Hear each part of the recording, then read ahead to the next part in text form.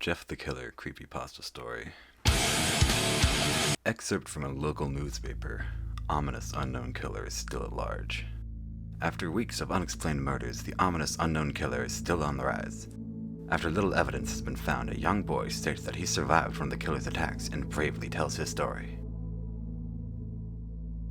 "I had a bad dream and I woke up in the middle of the night," says the boy. "I saw that for some reason the window was open, even though I remember it being closed before I went to bed. I got up and shut it once more. Afterwards, I simply crawled under my covers and tried to get back to sleep. That's when I had a strange feeling, like someone was watching me. I looked up and nearly jumped out of my bed. There, in the little ray of light illuminating from between my curtains, were a pair of two eyes. These weren't regular eyes. They were dark, ominous eyes. They were bordered in black and just plain out terrified me. That's when I saw his mouth, a long, horrendous smile that made every hair on my body stand up. The figure stood there, watching me. Finally, after what seemed like forever, he said it. A simple phrase, but said in a way only a madman could speak. He said, 'Go to sleep.' I let out a scream. That's what sent him at me. He pulled up a knife, aiming at my heart. He jumped on top of my bed. I fought him back. I kicked, I punched, I rolled around, trying to knock him off me. That's when my dad busted in. The man threw the knife. It went to my dad's shoulder. The man probably would have finished him off if one of the neighbors hadn't alerted the police. They drove into the parking lot and ran towards the door. The man turned and ran down the hallway. I heard a smash like glass breaking. As I came out of my room, I saw that the window that was pointing towards the back of my house was broken. I looked out to see him vanish into the distance. I can tell you one thing. I will never forget that face. Those cold, evil eyes, and that psychotic smile. They'll never leave my head. Police are still on the look for this man. If you see anyone that fits the description in this story, please contact your local police department. Jeff and his family had just moved into the new neighborhood. His dad had gotten a promotion at work, and they thought that it would be best for them to live in one of those fancy neighborhoods. Jeff and his brother Lou couldn't complain, though. A new, better house? What was not to love? As they were getting unpacked, one of their neighbors came by. "Hello," she said. "I'm Barbara. I live across the street from you. Well, I just wanted to introduce myself and to introduce my son." She turns around and calls her son over. "Billy, these are our new neighbors." Billy said hi and ran back to play in his yard. "Well," said Jeff's mom, "I'm Margaret, and this is my husband Peter. My two sons, Jeff and Lou." They introduced themselves, and then Barbara invited them to her son's birthday. Jeff and his brother were about to object when their mother said that they would love to. When Jeff and his family are done packing, Jeff went up to his mom. "Mom, why would you invite us to some kid's party? If you haven't noticed, I'm not some dumb kid."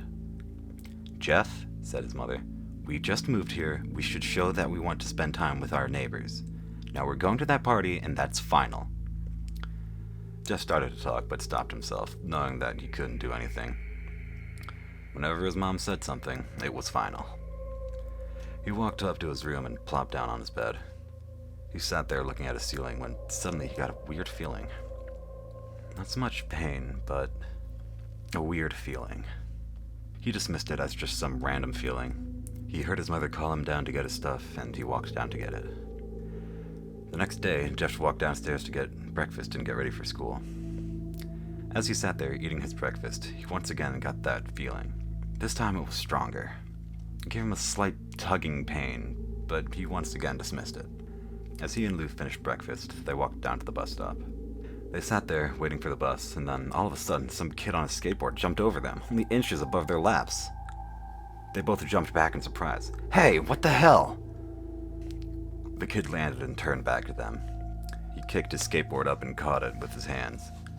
The kid seemed to be about 12, 1 year younger than Jeff. He wears an Aeropostale shirt and ripped blue jeans. "Well, well, well, it looks like we got some new meat." Suddenly, two other kids appeared. One was super skinny and the other was huge. "Well, since you're new here, I'd like to introduce ourselves. Over there is Keith." Jeff and Lou looked over at the skinny kid. He had a dopey face that you'd expect a sidekick to have. "And he's Troy." They looked over at the fat kid. Talk about a tub of lard. This kid looked like he hadn't exercised since he was crawling. "And I," said the first kid, "am Randy. Now, for all the kids in this neighborhood, there is a small price for bus fare, if you catch my drift." Lou stood up, ready to punch the lights out of this kid's eyes when one of his friends pulled a knife on him. "I had hoped you would be more cooperative, but it seems we must do this the hard way." The kid walked up to Lou and took his wallet out of his pocket. Jeff got that feeling again. Now it was truly strong, a burning sensation. He stood up, but Lou gestured for him to sit down. Jeff ignored him and walked up to the kid. "Listen here, you little punk. Give back my bro's wallet or else." Randy put the wallet in his pocket and pulled out his own knife. "Oh? And what will you do?" Just as he finished the sentence, Jeff popped the kid in the nose. As Randy reached for his face, Jeff grabbed the kid's wrist and broke it. Randy screamed, and Jeff grabbed the knife from his hand. Troy and Keith rushed Jeff, but Jeff was too quick. He threw Randy to the ground. Keith lashed out at him, but Jeff ducked and stabbed him in the arm. Keith dropped his knife and fell to the ground, screaming. Troy rushed him too, but Jeff didn't need the knife. He just punched Troy straight in the stomach, and Troy went down. As he fell, he puked all over. Lou could do nothing but look in amazement at Jeff. "Jeff, how did you—" was all he said. They saw the bus coming and knew they'd be blamed for the whole thing, so they started running as fast as they could. As they ran, they looked back and saw the bus driver rushing over to Randy and the others. As Jeff and Lou made it to school, they didn't dare tell what happened. All they did was sit there and listen.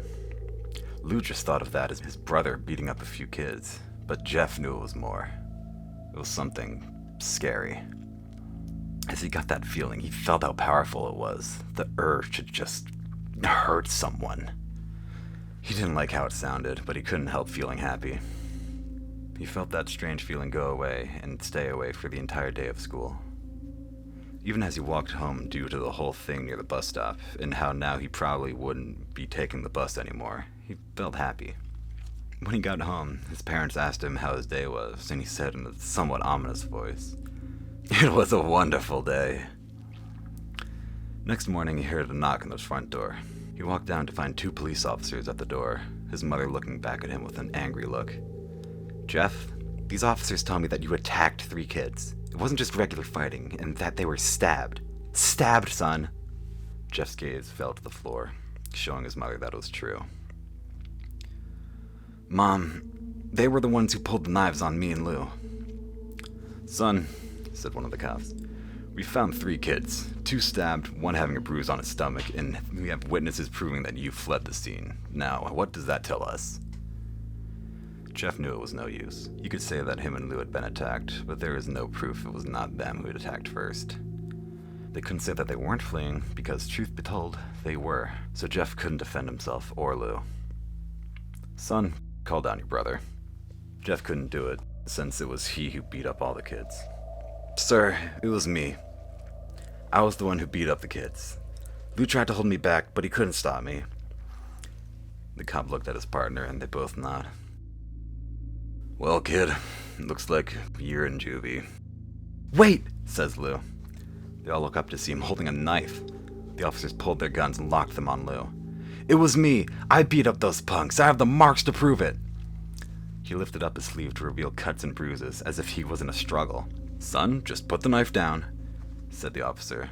Lou held up the knife and dropped it to the ground. He put his hands up and walked over to the cops. "No, Lou, it was me! I did it!"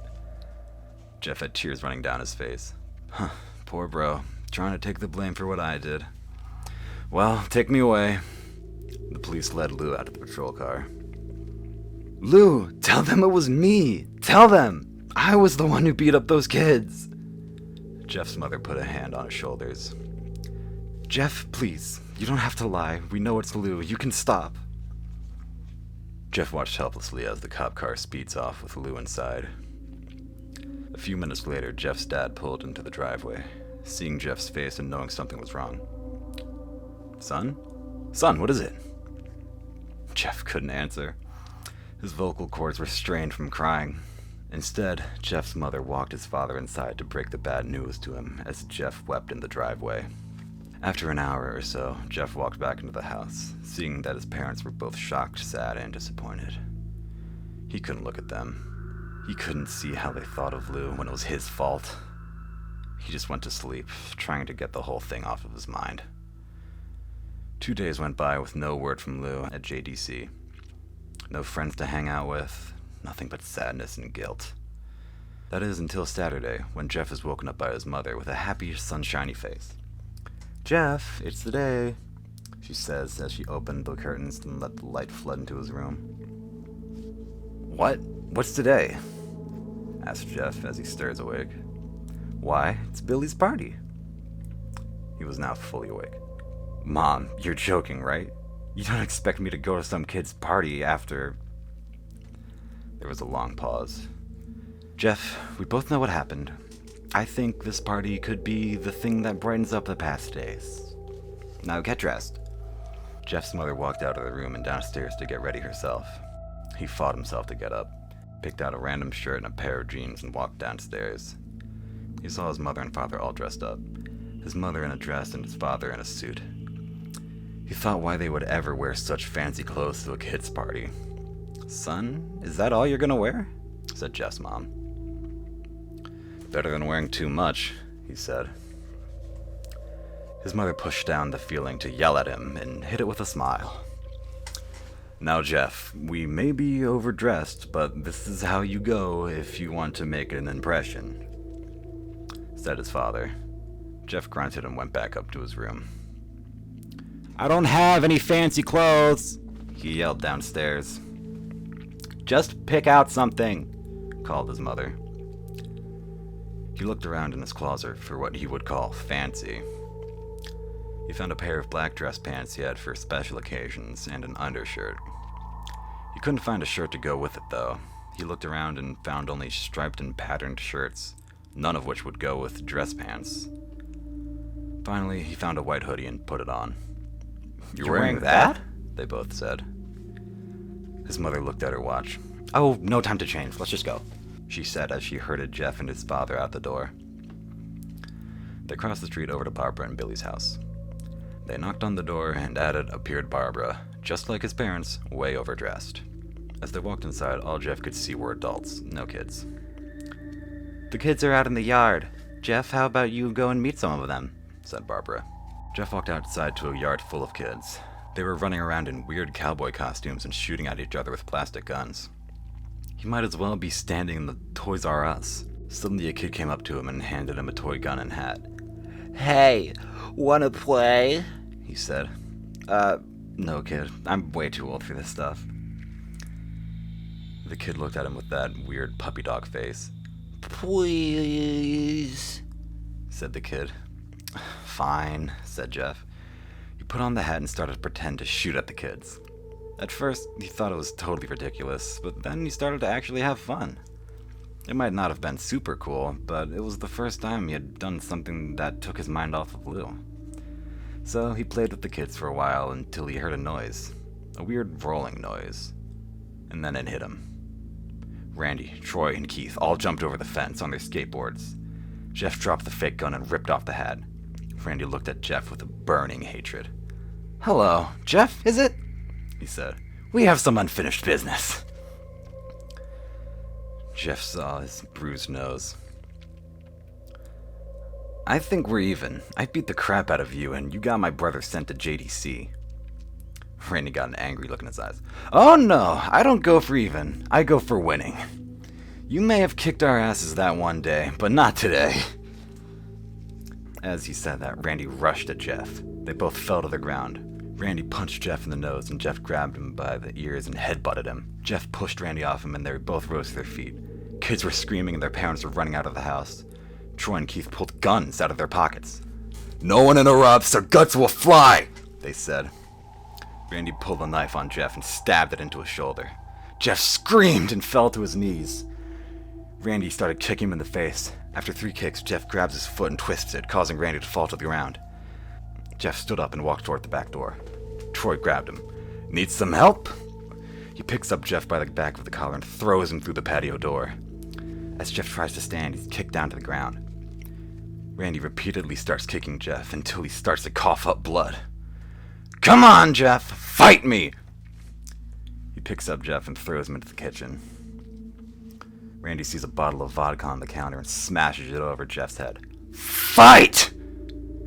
He throws Jeff back into the living room. Come on, Jeff, look at me! Jeff glances up, his face riddled with blood. I was the one that got your brother sent to JDC, and now you're just gonna sit there and let him rot for a whole year? You should be ashamed. Jeff starts to get up. Ah, finally, you stand and fight. Jeff is now on his feet, blood and vodka on his face. Once again, he gets that strange feeling, the one in which he hasn't felt for a while. Finally, he's up, says Randy as he runs at Jeff. That's when it happens. Something inside Jeff snaps. His psyche is destroyed. All rational thinking is gone. All he can do is kill. He grabs Randy and pile drives him to the ground. He gets on top of him and punches him straight in the heart. The punch causes Randy's heart to stop. As Randy gasps for breath, Jeff hammers down on him. Punch after punch. Blood gushes from Randy's body until he takes one final breath and dies. Everyone is looking at Jeff now. The parents, the crying kids, even Troy and Keith. Although they easily break from their gaze and point their guns at Jeff. Jeff sees the guns trained on him and runs for the stairs. As he runs, Troy and Keith let out fire on him, each shot missing. Jeff runs up the stairs. He hears Troy and Keith follow up behind. As they let out their final rounds of bullets, Jeff ducks into the bathroom. He grabs the towel rack and rips it off the wall. Troy and Keith race in, knives ready. Troy swings his knife at Jeff, who backs away and bangs the towel rack into Troy's face. Troy goes down hard, and now all that's left is Keith. He is more agile than Troy, though, and ducks when Jeff swings the towel rack. He dropped the knife and grabbed Jeff by the neck. He pushed him to the wall. A thing of bleach fell down on top of him from the top shelf. It burnt both of them, and they both started to scream. Jeff wiped his eyes as best he could. He pulled back the towel rack and swung it into Keith's head. As he lay there, bleeding to death, he let out an ominous smile. What's so funny? Asked Jeff. Keith pulled out a lighter and switched it on. What's funny, he said, is that you're covered in bleach and alcohol. Jeff's eyes widened as Keith threw the lighter at him. As soon as the flame made contact with him, the flames ignited the alcohol in the vodka. While the alcohol burned him, the bleach bleached his skin. Jeff let out a terrible screech as he caught fire. He tried to roll out the fire, but it was no use. The alcohol made him a walking inferno. He ran down the hall and fell down the stairs. Everybody started screaming as they saw Jeff, now a man on fire, drop to the ground, nearly dead. The last thing Jeff saw was his mother and the other parents trying to extinguish the flame. That's when he passed out. When Jeff woke up, he had a cast wrapped around his face. He couldn't see anything, but he felt a cast on his shoulders and stitches all over his body. He tried to stand up, but he realized that there was some tube in his arm, and when he tried to get up, it fell out, and a nurse rushed in. I don't think you can get out of bed just yet, she said as she put him back in his bed and reinserted the tube. Jeff sat there with no vision, no idea of what his surroundings were. Finally, after hours, he heard his mother. Honey, are you okay? She asked. Jeff couldn't answer, though. His face was covered, and he was unable to speak. Oh, honey. I have great news. After all the witnesses told the police that Randy confessed of trying to attack you, they decided to let Lou go. This made Jeff almost bolt up, stopping halfway, remembering the tube coming out of his arm. He'll be out by tomorrow, and then you two will be able to be together again. Jeff's mother hugs Jeff and says her goodbyes. The next couple of weeks were those where Jeff was visited by his family. Then came the day where his bandages were to be removed. His family members were all there to see it, what he would look like. As the doctors unwrapped the bandages from Jeff's face, everyone was on the edge of their seats. They waited until the last bandage holding the cover over his face was almost removed. Let's hope for the best, said the doctor. He quickly pulls the cloth, letting the rest fall from Jeff's face. Jeff's mother screams at the sight of his face. Lou and Jeff's dad stare awestruck at his face. What happened to my face? Jeff said. He rushed out of bed and ran to the bathroom. He looked in the mirror and saw the cause of the distress. His face. It's horrible. His lips were burnt to a deep shade of red. His face was turned into a pure white color, and his hair was singed from brown to black. He slowly put his hand to his face. It had a sort of leathery feel to it now. He looked back at his family, then back at the mirror. "Jeff," said Lou, "it's not that bad." "Not that bad," said Jeff. "It's perfect." His family was equally surprised. Jeff started laughing uncontrollably. His parents noticed that his left eye and hand were twitching. Jeff, are you okay?" "Okay? I've never felt more happy." "Look at me. This face goes perfectly with me now." He couldn't stop laughing. He stroked his face, feeling it, looking at it in the mirror. What caused this?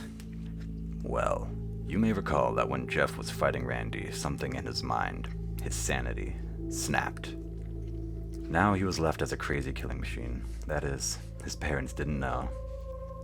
"Doctor," said Jeff's mom, "is my son all right? You know, in the head?" "Oh yes, this behavior is typical for patients that have taken very large amounts of painkillers. If his behavior doesn't change in a few weeks, bring him back here and we'll give him a psychological test." "Oh, thank you, doctor." Jeff's mother went over to Jeff. "Jeff, sweetie, it's time to go." Jeff looks away from the mirror, his face still formed into a crazy smile. "'Kay, Mommy." His mother took him by the shoulder and took him to get his clothes. "This is what came in," said the lady at the desk. Jeff's mom looked down to see the black dress pants and the white hoodie her son wore. Now they were clean from blood and now stitched together. Jeff's mother led him to his room and made him put his clothes on. Then they left, not knowing that this was their final day of life.